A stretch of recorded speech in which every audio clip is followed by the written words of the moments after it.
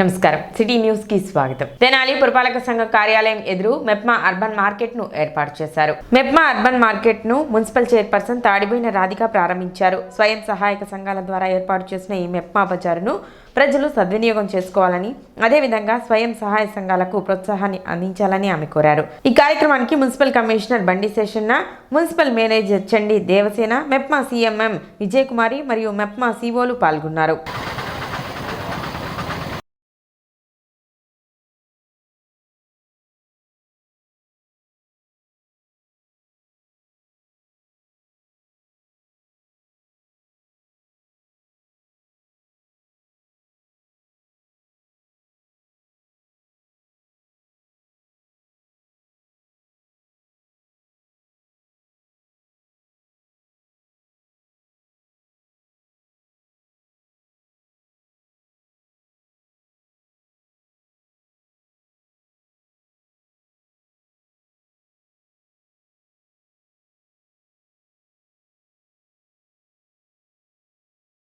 మెప్మా వాళ్ళు ఈ రోజున అర్బన్ మార్కెట్ లాగా ఏర్పాటు చేస్తున్నారు. ఇక్కడ వచ్చేసి మహిళలకు ఆర్థికంగా ఎదగడానికి మన ప్రభుత్వం వాళ్ళు డ్వాక్రా మహిళలకి లోన్లు ఇస్తున్న, వాళ్ళు స్వయంగా వాళ్ళ చేతులతోనే తయారు చేసిన ఐటమ్స్, ఈ వంటలు కానివ్వండి, పిండి వంటలు కానివ్వండి, అలానే పచ్చళ్ళు కానివ్వండి, అలానే ఈ ప్లాస్టిక్ ఐటమ్స్ కానివ్వండి, ఫ్యాన్సీ ఐటమ్, ఇలాంటి ఎన్నో హోల్సేల్కి అమ్ముతున్నారు. కాబట్టి ప్రజలందరూ ఈ గొప్ప అవకాశాన్ని సద్వినియోగం చేసుకోవాలి.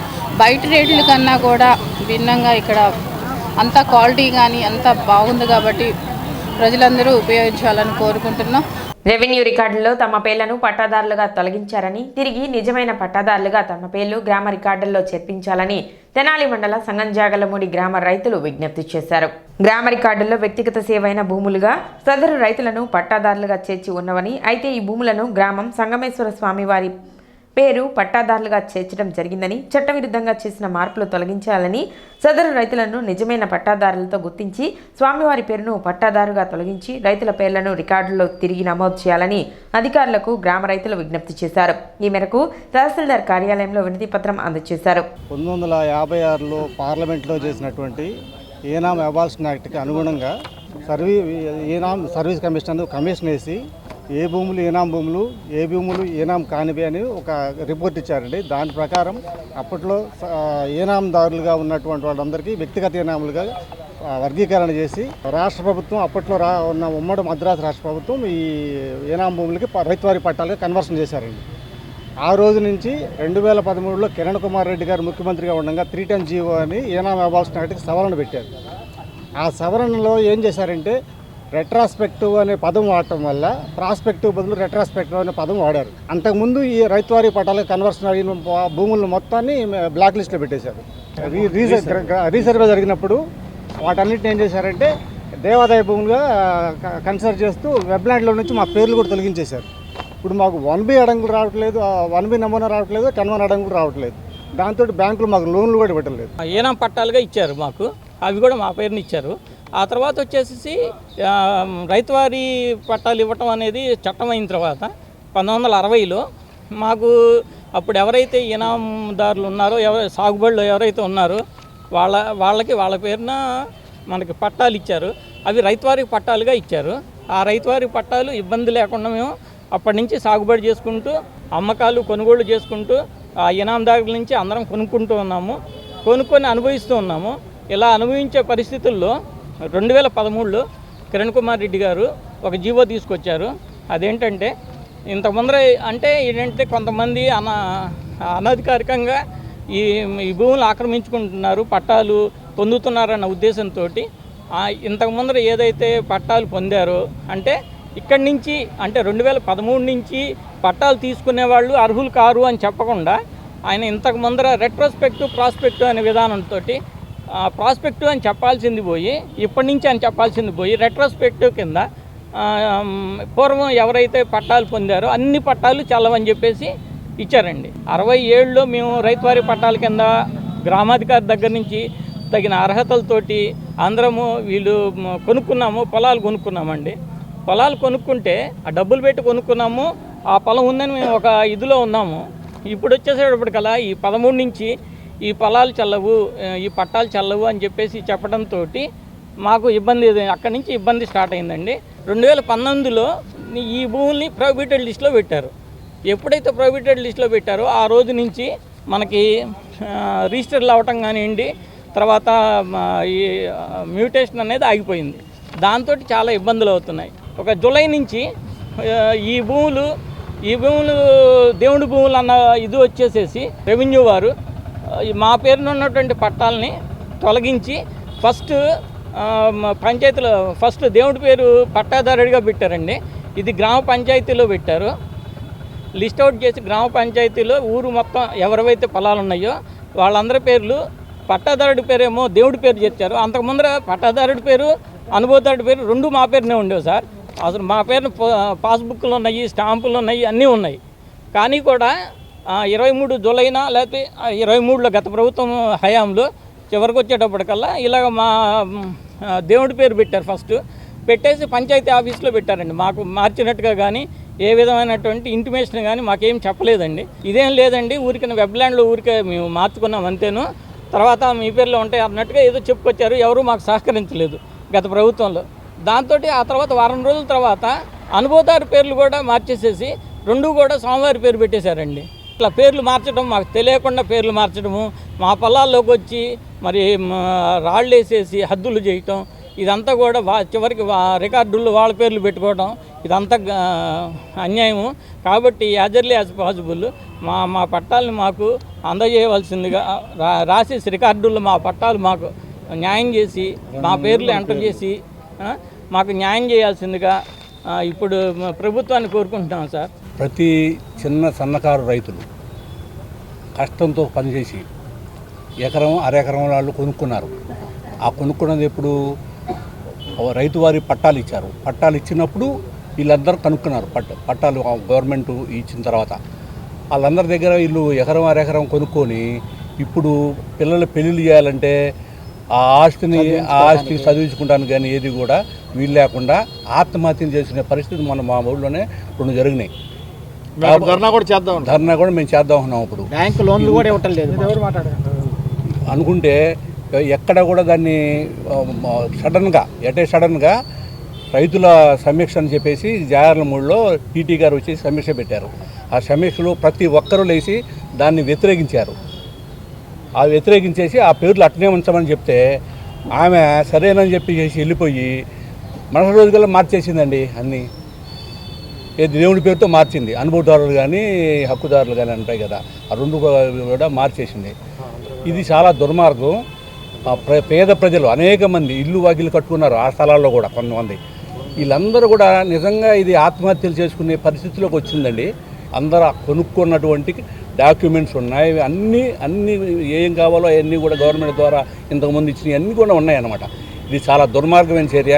కాబట్టి ఆ కామేశ్వరరావు అనే ఆయన అన్యాయమైనటువంటి అభాండాలు వేస్తూ పార్టీలు తీసుకొచ్చి దీంట్లో పెట్టి అన్యాయంగా మాట్లాడు. దాన్ని మొత్తంగా మేము అందరంగా ఖండిస్తున్నాం. పట్టణ 25, 26 వార్డుల్లో మున్సిపల్ చైర్పర్సన్ తాడిబోయిన రాధిక పర్యటించారు. ఈ సందర్భంగా శానిటేషన్ వర్క్స్ పరిశీలించి సిబ్బందికి తగిన సూచనలు చేశారు. పట్టణ అభివృద్ధికి ప్రతి ఒక్కరూ సహకరించాలని ఆమె కోరారు. కార్యక్రమంలో 25వ ward councillor Tadiboina Ramayya, health officer Helen Nirmala, town planning officer Sambasivarao, assistant engineer Sunil Kumar, sanitary inspector G Prasad మరియు సచివాలయం సిబ్బంది పాల్గొన్నారు.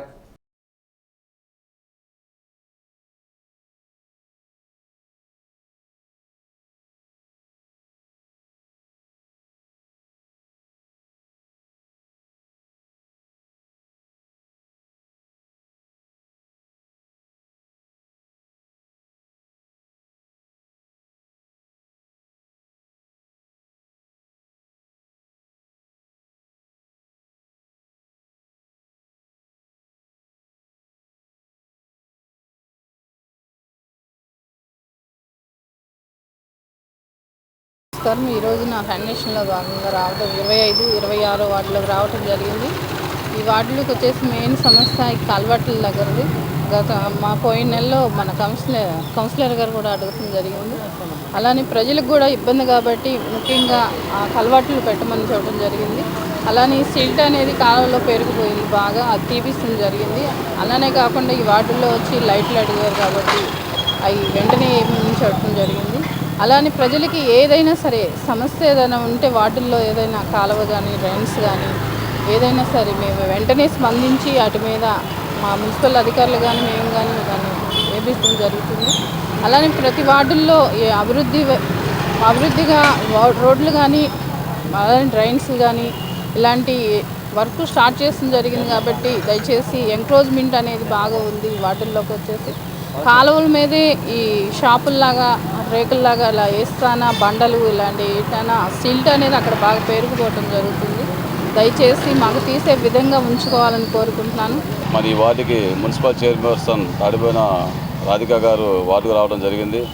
మరి అట్లానే దీంట్లో ఈ మెయిన్ రోడ్లో ఈ డొంక రోడ్డు అంటారు దీన్ని, ఈ డొంక రోడ్లో కలవట్ల కింద ప్లస్ చెడ్డ అనే కాలువల్లో బాగా షిల్డ్ పెరిగిపోతే మరి ప్రత్యేకంగా దీన్ని తీపియడం, అట్లానే పశువుల హాస్పిటల్ దగ్గర బల్లి గ్రౌండ్ దగ్గర పశువుల హాస్పిటల్ దగ్గర కలవట్టు ఒకటి కొత్తగా నిర్మించడానికి కూడా కౌన్సిలర్ గారు చెప్పడం, చైర్మన్ గారు కూడా దాన్ని తక్షణమే దాన్ని ఈ నెలాఖరు కౌన్సిల్లో పెట్టి ఈ కలవట్లు కూడా పూర్తి చేయమని చెప్పి చెప్పడం.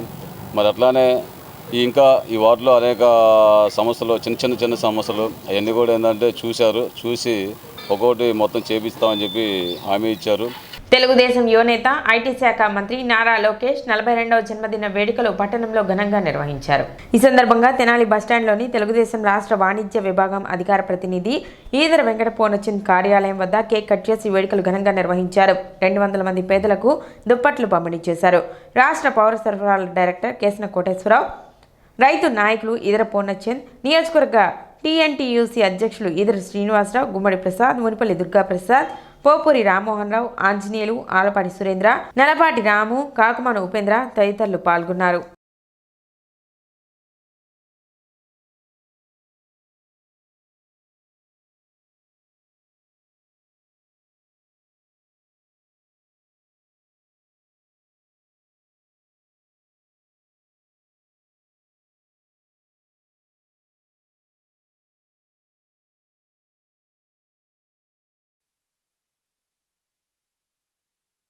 యువనేత కూటమి ప్రభుత్వం అధికారంలో రావడానికి తన శాయశక్తుల కృషి చేసి యువగలం పేరుతో రాష్ట్ర వ్యాప్తంగా పాదయాత్ర చేసి కూటమి ప్రభుత్వం ఏర్పడటానికి ఎంతో కృషి చేసిన మా యువ నాయకుడు నారా లోకేష్ 42వ జన్మదినం సందర్భంగా ఈరోజు బస్టాండింగ్ వద్ద కదా మా ఆఫీసు వద్ద కేక్ కట్ చేసి దుప్పట్లు పంచడం జరిగింది.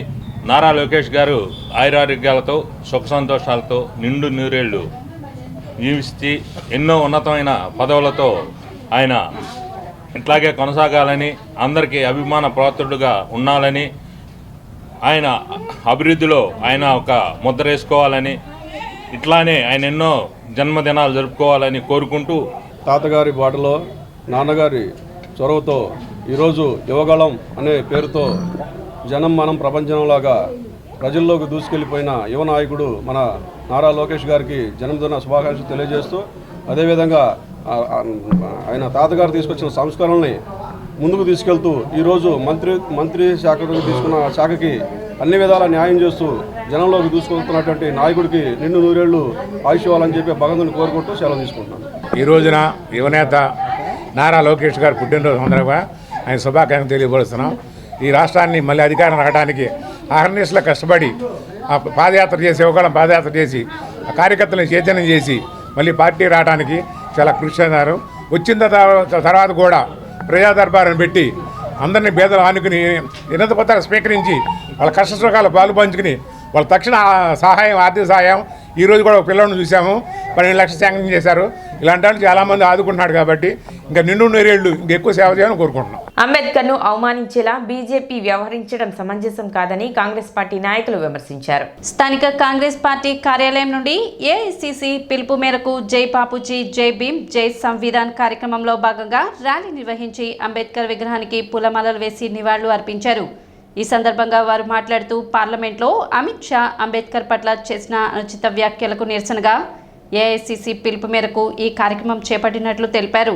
ఆల్ ఇండియా కాంగ్రెస్ కమిటీ మరియు ఆంధ్రప్రదేశ్ కాంగ్రెస్ కమిటీ గుంటూరు జిల్లా కాంగ్రెస్ కమిటీ పిలుపు మేరకు మన తెనాలి నియోజకవర్గంలో జై బాపూజీ, జై భీమ్, జై సంవిధాన్ అంటే రాజ్యాంగం, జై సంవిధాన్ రాజ్యాంగాన్ని పరీక్షించాలనేది అనే కార్యక్రమాన్ని మన జిల్లా వ్యాప్తంగా జిల్లా కంట్రోల్లో తెనాలి నియోజకవర్గంలో జరగటం జరిగింది. ఆ రాజ్యాంగం ప్రకారంగానే ఈనాడు ప్రజాస్వామ్యం భారతదేశంలో ఉన్నది. ఆ రాజ్యాంగాన్ని కాంగ్రెస్ పార్టీ ఎక్కువ కాలం పరిపాలించి అమలు పరచకపోయినట్టయితే ఈనాడు ఈ బీజేపీ ఈ దేశంలోకి నరేంద్ర మోడీ గారు ప్రధానమంత్రి అయ్యేవాళ్ళు కాదు, వాళ్ళు పరిపాలనలోకి వచ్చేవాళ్ళు కాదు. అలాంటి రాజ్యాంగ నిర్మాతలైనటువంటి అప్పుడు ప్రధానమంత్రి కూడా నెహ్రూ గారు కానీ, అప్పుడు న్యాయశాఖ మంత్రి మరియు ఈ రాజ్యాంగ రచనకి అధ్యక్షత వహించినటువంటి అంబేద్కర్ గారిని కానీ అడుగడుగున అవమానపరుస్తూ ఉన్నారు. అసలు నెహ్రూ గారిని చాలా కించపరుస్తున్నారు, నెహ్రూ కుటుంబాన్ని. అలాగే మొన్న పార్లమెంట్ సాక్షిగా మన ప్రస్తుత హోంమంత్రి బీజేపీ నాయకుడు అమిత్ షా గారు అంబేద్కర్ గారిని అవమానపరిచినందుకు నిరసనగా మా కాంగ్రెస్ పార్టీ రాహుల్ గాంధీ గారి నాయకత్వంలో భారతదేశం మొత్తం యావత్ కాశ్మీర్ నుంచి కన్యాకుమారి దాకా, మణిపూర్ నుంచి బొంబాయి దాకా, అహ్మదాబాద్ దాకా ఈ నిరసన కార్యక్రమాలు జరుగుతుంది. అందులో భాగంగా ఈనాడు గుంటూరు జిల్లా కార్యక్రమం ఇక్కడ తెనాలిలో జరగడం జరిగింది. మన కాంగ్రెస్ పార్టీ ఆఫీస్ నుంచి ఇక్కడ దాకా పాదయాత్ర చేసి అంబేద్కర్ గారికి నివాళులు అర్పించడం జరిగిందని చెప్పి మనం చేసుకుంటూ కార్యక్రమంలో గుంటూరు జిల్లా ఇన్ఛార్జ్ శ్రీపతి ప్రకాష్, గుంటూరు జిల్లా అధ్యక్షులు చిలక విజయ్ కుమార్, తెనాలి టౌన్ ప్రెసిడెంట్ పొన్నూరు నాగసూర్య శశిధర్రావు, తెనాలి మండల ప్రెసిడెంట్ కర్లపూడి పుల్లయ్య, నెమలికంటి ఆదిమ, శివకుమార్, గుప్తా, శ్రీను, రమేష్, శివనారాయణ, కోటేశ్వరరావు, స్టీవెన్ బాబు, జైపాల్, శంకర్రావు, సత్యనారాయణ, వీరస్వామి, సుబ్బారావు, పులేరాం, ప్రసాద్, వెంకటేష్, శ్రీను, మల్లికార్జునరావు తదితరులు పాల్గొన్నారు.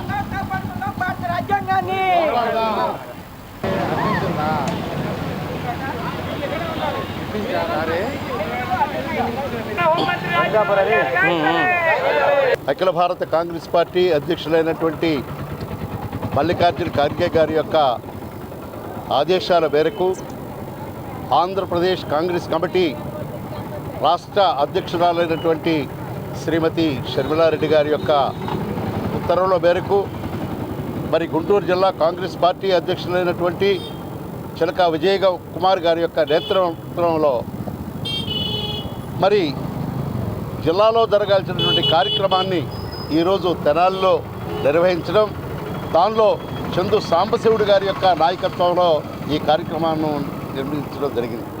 మరి భారత రాజ్యాంగాన్ని మరి కించపరచాలని, భారత రాజ్యాంగాన్ని మరి దాన్ని కాపాడుకోకపోయినట్టయితే ఇప్పుడు సాంబశివుడు గారు చెప్పినట్టుగా పేద వర్గాల వారికి, బడుగు బలహీన వర్గాల వారికి ఎవరికి కూడా మరి ఈ దేశంలో భద్రత ఉండదు. కనుక భారత రాజ్యాంగం మాత్రం చాలా ప్రాముఖ్యమైనటువంటిది. మరి అదేవిధంగా భారత రాజ్యాంగాన్ని ప్రపంచ దేశాల్లో అన్ని దేశాల్లో అత్యున్నతమైనటువంటిది ఈ రోజున భారత రాజ్యాంగాన్ని మీ అందరికీ తెలుసు. అందరూ మేధావులైనటువంటి వారు కూడా అందరూ కూడా ఆలోచించాలి. 26వ తారీఖున భారత రాజ్యాంగాన్ని మరి బాబాసాహెబ్ అంబేద్కర్ రచించిన రాజ్యాంగాన్ని రేపు మహోన్నతంగా దేశవ్యాప్తంగా కూడా రేపు సంబరాలు జరుపుకుంటున్నాం. జై బాపూజీ, జై భీమ్, జై సంవిధాన్ అనే ఒక కార్యక్రమాన్ని కాంగ్రెస్ పార్టీ చేతపట్టడం జరిగింది. కారణం ఏంటనేది ఈ దేశంలో ప్రజలందరూ చూస్తూనే ఉన్నారు. మొన్నటికి మొన్న పార్లమెంట్లో అమిత్ షా గారు అంబేద్కర్ గారిని అతి దారుణంగా కించపరుచు అవమానపరిచారు. మరి చూస్తూ ఉంటే బీజేపీ ఎప్పుడు కూడా డైవర్షన్ పాలిటిక్స్ చేయటంలో దిట్టగా ఉంటుంది. అది ఈ దేశ ప్రజలందరూ కూడా గమనిస్తూనే ఉన్నారు. ఏదైతే రాజ్యాంగాన్ని మార్చాలని చూస్తున్నారు, ఆర్ఎస్ఎస్ని బలవంతంగా ఈ దేశ ప్రజలకు రుద్దాలని, వారి భావాలని ఈ దేశ ప్రజలకు రుద్దాలని చెప్పి చూస్తూ ఉన్నారో, అందులో భాగంగానే అమిత్ షా గారు అంబేద్కర్ గారిని కించపరిచారని చెప్పని ఈ దేశ ప్రజలందరూ నమ్ముతూ ఉన్నారు. సిటీ న్యూస్ ఇంతటితో సమాప్తం. నమస్కారం.